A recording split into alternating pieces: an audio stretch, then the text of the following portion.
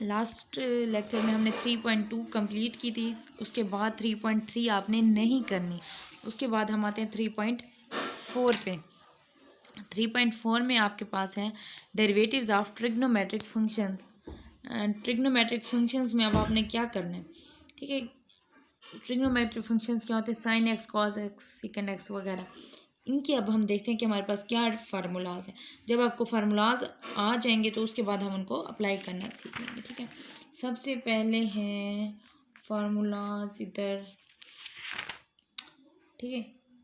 ये है आपके पास फार्मूलाज, ठीक है। 4 फार्मूलाज ये हैं, 2 और भी मैं आपको बता देती हूँ, ठीक है। 10x जो है होता है आपके पास, 10x का आपके पास डेरिवेटिव है सीकेंड स्क्वायर एक्स, ठीक है।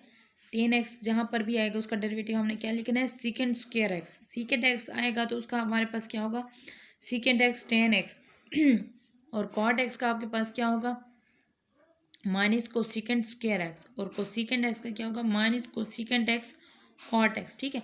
सी वाले जो फार्मूलाज हैं उनके साथ आपके पास माइनस लगेगा, ठीक है। ये आपके पास 4 आगे, 2 हमारे पास और हैं, ठीक है। वो आपके पास पीछे भी होंगे लेकिन मैं एक ही टेबल में आपको बता देती हूँ। साइन एक्स का डेरिवेटिव आपके पास होता है कॉज एक्स, ठीक है। और इसी तरह अगर हम कॉज एक्स का डेरिवेटिव लें, वो सी वाला है, तो उसके साथ आपके पास क्या लगेगा, माइनस साइन एक्स, ठीक है। ये 6 बेसिक आपके पास फार्मूलाज हैं, ये आपको याद होंगे तो उसके बाद हम इजीली क्वेश्चन सॉल्व कर सकते हैं, ठीक है। ये ठीक है, ये फर्स्ट डेरिवेटिव दिया हुआ है। अब नेक्स्ट है आपके पास find Y double derivative. Y double derivative means आपने सेकंड डेरिवेटिव मालूम करना है। फर्स्ट डेरिवेटिव आपके पास तो वही आ जाएगा जो फार्मूले से आपको पता होगा, सीकेंड एक्स का। सीकेंड एक्स का आपके पास क्या होता है, सीकेंड एक्स 10x, ठीक है। तो इसका एक डेरिवेटिव तो यही आ गया, सीकेंड एक्स 10x। अब हमारे पास बारी आती है सेकंड डेरिवेटिव। सेकंड डेरिवेटिव कैसे लेना है वो मैं आपको बताती हूँ, ठीक है। देखें, सेकंड डेरिवेटिव का आपको मैंने बताया हुआ है, वैसे ही आपने अप्लाई करने हैं रूल्स। यहाँ इधर सॉल्व किया हुआ है लेकिन मैं आपको डिटेल में करा देती हूँ। अब आपके पास है y is equal to secant x 10x, ठीक है। ये आपके पास आ गया फर्स्ट डेरिवेटिव, ठीक है। अब हमने इसका अगेन डेरिवेटिव लेंगे तो हमारे पास ये क्या बन जाएगा, सेकंड डेरिवेटिव। अब देखें, जब आप अगेन डेरिवेटिव लेंगे तो आपके पास देखें ये 2 फंक्शन आ जाते हैं, एक ये और एक ये। तो जब 2 फंक्शंस मल्टीप्लाई हो रहे हैं तो हमारे पास क्या होता है, प्रोडक्ट रूल होता है।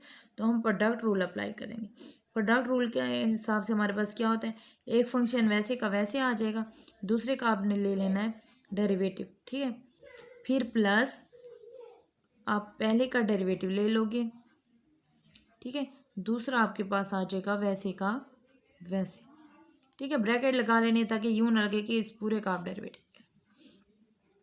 अब सीकेंड एक्स आ जाएगा वैसे का वैसे। 10x का आपके पास क्या डेरिवेटिव है, ये आपने याद किए हुए होंगे। 10x का देखें फर्स्ट फार्मूला आपके पास सीकेंड स्क्वायर एक्स, तो 10x का आपके पास क्या आ जाएगा, secant square x plus सीकेंड x का डेरिवेटिव अब आपके पास क्या है वो भी आपको याद होगा, ये सेकेंड फार्मूला है, ठीक है। सीकेंड एक्स 10x,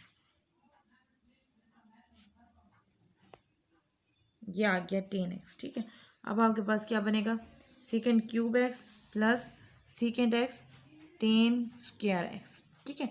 ये हमारे पास आ गया इसका सेकेंड डेरिवेटिव, ठीक है। ये आपके पास यहाँ भी सॉल्व किया है, ठीक है। तो हमने प्रोडक्ट रूल अप्लाई किया था, ठीक है। अब हम आते हैं एक्सरसाइज की तरफ, ठीक है। एक्सरसाइज में हम देखते हैं कि किस तरह क्वेश्चन सॉल्व करना। In exercise 1 to 12 find D Y by D X. आपने पहले 12 क्वेश्चन में क्या फाइंड करना है, D Y by D X. ये आपके पास आ रहा है, ठीक है। अब ये शुरू वाले तो आपके पास सिंपल हो जाएंगे, ठीक है। जैसे अब -10x है तो आप -10x का जैसे सिंपली लेते थे, -10 कॉन्स्टेंट है तो ये बाहर आ जाएगा, x का डेरिवेटिव आ जाएगा 1। यहाँ भी 3 कॉन्स्टेंट है, बाहर आ जाएगा, cos x का डेरिवेटिव क्या आ जाएगा, -sin x, ठीक है। इसी तरह ये सिंपल हो जाएंगे। मैं आपको ये वाला करा देती हूँ फोर्थ, ठीक है। पहले 2 3 ये सारे सिंपल है। क्वेश्चन नंबर 4 फिर मैं आपको करा देती हूँ। क्वेश्चन नंबर 4 में आपके पास क्या वैल्यू दी हुई है, y is equal to x square cos x -1/x square, ठीक है। अब ये जो 1/x स्क्वायर है इसको अगर हम ऊपर ले जाएं तो ये आपके पास क्या बन जाएगा, एक्स की पावर -2 बन जाएगा। अब जब हम इसका डेरिवेटिव लेते हैं, ठीक है, तो आपके पास इधर ये दो फंक्शन है, एक एक्स स्क्वायर है, एक है कॉस एक्स। तो ये आपके पास इस पर क्या अप्लाई होगा, क्योंकि ये दो फंक्शन मल्टीप्लाई हो रहे हैं तो इन पे आपके पास प्रोडक्ट रूल अप्लाई होगा। प्रोडक्ट रूल जैसे कि ऊपर वाले क्वेश्चन हमने अप्लाई किया है, एक फंक्शन वैसे का वैसे दूसरे का आपने लेना है डेरिवेटिव। कॉस एक्स का डेरिवेटिव आपको फार्मूलाज याद पहले पहले कर लेने हैं तो वो आपको पता चल जाएगा। कॉस का क्या होता है, -sin x प्लस अब एक्स स्क्वेयर का हमने लिया वो आ जाएगा 2x, और कॉस एक्स वैसे का वैसे। ये हमारे पास आ गया इसका डेरिवेटिव इस हिस्से का। ठीक है, अब इस हिस्से की तरफ आते हैं, माइनस जैसे है वैसे का वैसे। अब एक्स की पावर -2 का हमने डेरिवेटिव लेना है, तो वो हमने जैसे पिछली एक्सरसाइज में पढ़ा है पावर रूल के हिसाब से, -2x, -2 में से एक और माइनस हुआ तो -3 आ जाएगा। ठीक है, ये बन गया -x² sin x plus 2x cos x minus minus plus 2x की पावर -3 है। अगर आप उसको नीचे ले जाएंगे तो वो +3 आ जाएगा। तो ये आपके पास आ जाएगा डेरिवेटिव dy/dx। ठीक है, ये आ गया। ठीक है, फिर आते हैं क्वेश्चन नंबर 5 की तरफ। अब क्वेश्चन नंबर 5 देखें, यहाँ पर आपके पास किस तरह हो सकता है। एक चीज़ तो ये है कि आपके पास ये दो फंक्शन पर मल्टीप्लाई हो रहे हैं, एक सेकेंड एक्स प्लस 10x, दूसरा है सेकेंड एक्स माइनस 10x। तो एक तरीका तो ये है कि आप इन पे प्रोडक्ट रूल अप्लाई करें। ठीक है, प्रोडक्ट रूल हमें क्या कहते हैं, आप एक फंक्शन को वैसे छोड़ दोगे, दूसरे का आप डेरिवेटिव ले लोगे। ठीक है, और फिर प्लस दूसरा वैसे पहले का डेरिवेटिव। और दूसरी चीज़ ये है कि पहले हम इसको सिंप्लीफाई कर लेते फिर हम डेरिवेटिव ले लें। अब देखिए ये आपके पास क्या है, सीकेंड एक्स सेम वैल्यूज़ हैं, बस इधर प्लस है इधर माइनस है। तो हमारे पास कौन सा फॉर्मूला बन रहा है, a + b × a - b। वो किसके इक्वल होता है, a² - b²। तो हमारे पास ये क्या बन गया, sec² x minus tan² x। ठीक है, हमारे पास sec² x किसके इक्वल होते हैं, 1 + tan² x के इक्वल होते हैं। ठीक है, ये हमारे पास आइडेंटिटी आपने पढ़ी हुई होगी, जो हमारे पास सिंपल आइडेंटिटी होती है, sin² x + cos² x = 1। ठीक है, sin² x + cos² x = 1। उस पर अगर हम बनाएं इसे तो ये हमारे पास आइडेंटिटी आती है। ठीक है, sec² x = 1 + tan² x। ठीक है, वो चैप्टर नंबर 1 में भी ये आइडेंटिटीज़ आपको मैंने याद कराई थी, तो वहाँ से भी आप देख सकते हैं। ठीक है, उसके बाद हमारे पास है, हम ये वैल्यू इसमें पुट कर सकते हैं, tan² x की जगह या sec² x की जगह। ठीक है, अब हम sec² x की जगह ये वैल्यू पुट कर देते हैं। हमारे पास क्या आ जाएगा, 1 + tan² x minus tan² x। ठीक है, ये प्लस का ये माइनस का कैंसिल, सिर्फ 1 रह गया y। अब हम इसका अगर डेरिवेटिव लेते हैं dy/dx = 1 का डेरिवेटिव आ जाएगा 0। ठीक है, मज़ीद अगेन भी हम फार्मूला देख लेते हैं हमारे पास ठीक है या नहीं है। इधर हमने फर्स्ट चैप्टर में ये पढ़े थे सारे आइडेंटिटीज़।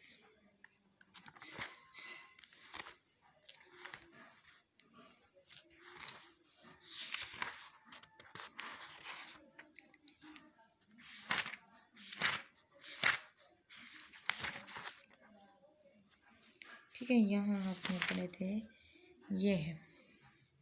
ठीक है, ये है पेज नंबर 53 पे आपको ये मैंने कराया था। ठीक है, sec² θ = 1 + tan² θ। एक्स में ले तो sec² x = 1 + tan² x।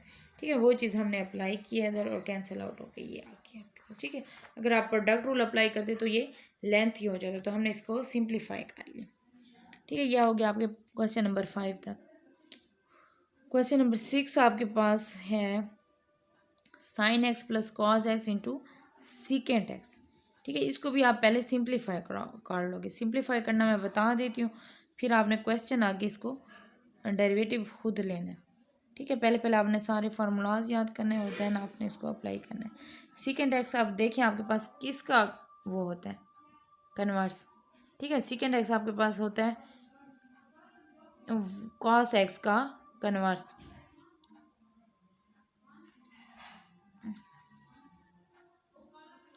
sin x है, secant x आपके पास क्या होता है, 1/cos x। ये आ गया। फिर कॉज एक्स है, सीकेंड एक्स हो गया 1/cos x, ये कैंसिल, और sine x over cos x आपके पास क्या बन जाएगा, टेन एक्स प्लस 1 बन गया आपके पास। अब आप टेन एक्स प्लस 1 का डेरिवेटिव लेंगे तो आपके पास आंसर आ जाएगा सीकेंड स्क्वायर एक्स।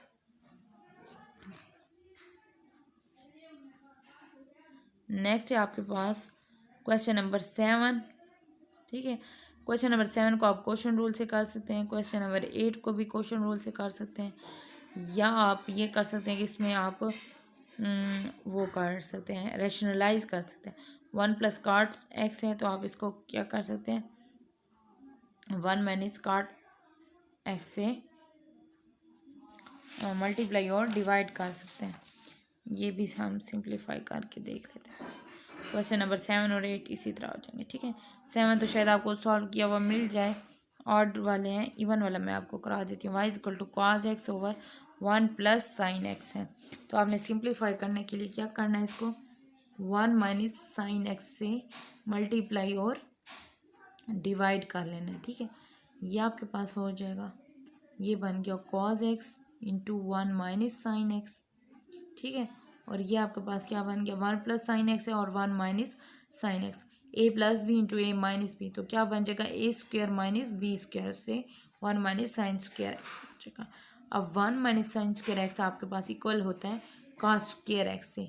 ये कहाँ से आया आपके पास, ये आएगा आपके पास आइडेंटिटी से, sin² x plus cos² x = 1, या आपने याद की हुई होगी sin² theta plus cos² theta = 1। तो sin² x को अगर इधर ले जाएं तो 1 - sin² x हो जाएगा, और वो किसके इक्वल होता है, cos² x के इक्वल होता है।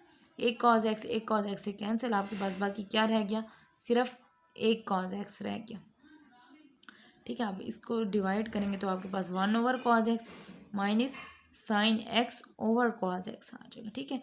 1/cos x किसके इक्वल होता है, सीकेंड x के, और ये इक्वल हो गया tan x के। अब आप इसका सिंपली डेरिवेटिव ले लोगे, ठीक है। डेरिवेटिव अब हम लेंगे तो इधर से आपके पास क्या आ जाएगा, सीकेंड x का डेरिवेटिव माइनस tan x का आ जाएगा डेरिवेटिव। सीकेंड x का आपके पास होता है डेरिवेटिव सीकेंड x tan x, ठीक है, और tan x का होता है सीकेंड स्क्वायर x, ठीक है।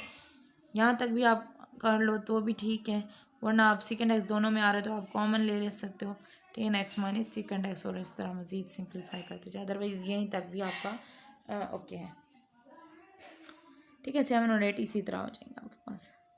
क्वेश्चन नंबर 9 और 10 को आप सिंप्लीफाई कर सकते हो, जैसे कि tan x आ रहा है आपके पास, 1/tan x आ रहा है। tan x किसके इक्वल होता है, sin ओवर cos x के इक्वल, तो आप उसको फिर एलसीएम लेके सिंप्लीफाई कर सकते हो, या आप इसी तरह भी इसको काट सकते हो, ठीक है।